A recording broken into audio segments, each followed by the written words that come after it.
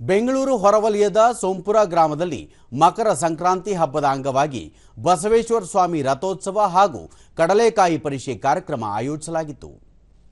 BJP ರಾಜ್ಯಾಧ್ಯಕ್ಷ B Y Vijayendra, ಮಾಜಿ ಮುಖ್ಯಮಂತ್ರಿ ಬಿಎಸ್ ಯಡಿಯೂರಪ್ಪ, ಸಂಸದರಾದ ಸಿಎನ್ ಮಂಜುನಾಥ್, ಯದುವೀರ್ ಒಡೆಯರ್ ಮತ್ತಿತರರು ಕಾರ್ಯಕ್ರಮದಲ್ಲಿ ಭಾಗಿಯಾಗಿದ್ದರು.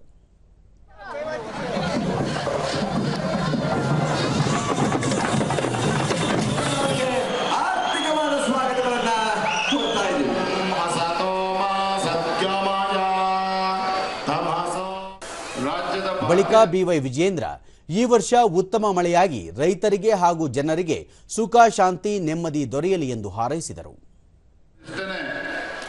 ಜೀವನದಲ್ಲಿ ಏನೇ ಸಮಸ್ಯೆಗಳು ಬಂದರೂ ಸಹ ಆ ಸಮಸ್ಯೆಗೆ ಬೆನ್ನು ತೋರಿಸಿ ಓಡಿ ಹೋಗದೇನೆ ಆ ಸಮಸ್ಯೆಗಳನ್ನ ದಿಟ್ಟವಾಗಿ ಎದುರಿಸ್ತಕ್ಕಂಥ ಶಕ್ತಿ ಆ ಭಗವಂತ ಕರುಣಿಸ್ಲಿ, ಪರಮ ಪೂಜರು ಕೂಡ ಕರುಣಿಸ್ಲಿ ಅಂತ ಹೇಳ್ತಾ ಇವತ್ತು ಸಾಕಷ್ಟು ನಿರೀಕ್ಷೆ ನನ್ನ ಬಗ್ಗೆ ಕೂಡ ಇಟ್ಕೊಂಡಿದ್ದಾರೆ. ನಿಮ್ಮ ನಿರೀಕ್ಷೆಗೆ ತಕ್ಕಂತೆ ಮುಂದೆ ಸಾಕ್ತೇನೆ, ಸಮಾಜವನ್ನು ಕಟ್ತಕ್ಕಂಥ ಕೆಲಸ ಮಾಡ್ತೇನೆ ಅನ್ನೋ ಮಾತನ್ನ ಈ ಸಂದರ್ಭದಲ್ಲಿ ಹೇಳ್ತಾ ಬಿಎಸ್ ಯಡಿಯೂರಪ್ಪ ಸೋಂಪುರದಲ್ಲಿ ಅರ್ಥಪೂರ್ಣವಾಗಿ ಸಂಕ್ರಾಂತಿ ಹಬ್ಬವನ್ನು ಆಯೋಜನೆ ಮಾಡಿ ಗ್ರಾಮೀಣ ಸೊಗಡನ್ನು ಪರಿಚಯಿಸಿರುವುದು ಸಂತಸ ತಂದಿದೆ ಎಂದರು.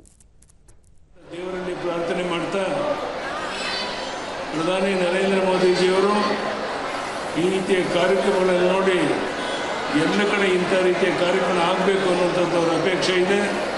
ಅದನ್ನೇ ನಮ್ಮ ರುದ್ರೇಶ್ ಅವರು ಇಲ್ಲಿ ಕಾರ್ಯರೂಪಕ್ಕೆ ತರ್ತಾ ಇರುವಂಥದ್ದು ಅತ್ಯಂತ ಸಂತೋಷ.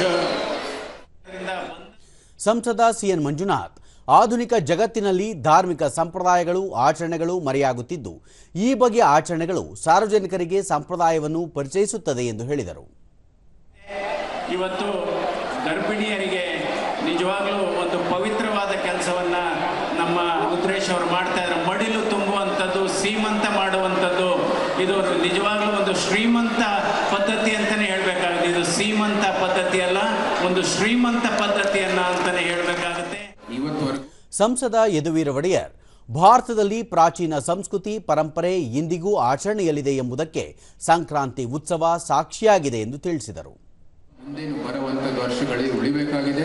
ನಮ್ಮ ಪ್ರಧಾನಮಂತ್ರಿಯವರು ಏನು ವಿಕಸಿತ ಭಾರತವನ್ನು ದೃಷ್ಟಿಯನ್ನು ನೆಟ್ಟಿದ್ದಾರೆ, ಅದು ಸಬ್ಕಾ ಸಾಥ್, ಸಬ್ಕಾ ವಿಕಾಸ್, ಸಬ್ಕಾ ವಿರಾಸತ್, ಅಂದರೆ ನಮ್ಮ ಪಾರಂಪರೆಯ ಒಂದು ಆಧಾರ ಮೇಲೆ ನಿರ್ಮಾಣ ಆಗಿರುವಂಥದ್ದು ಒಂದು ದೃಷ್ಟಿಕೋನ ಇದು.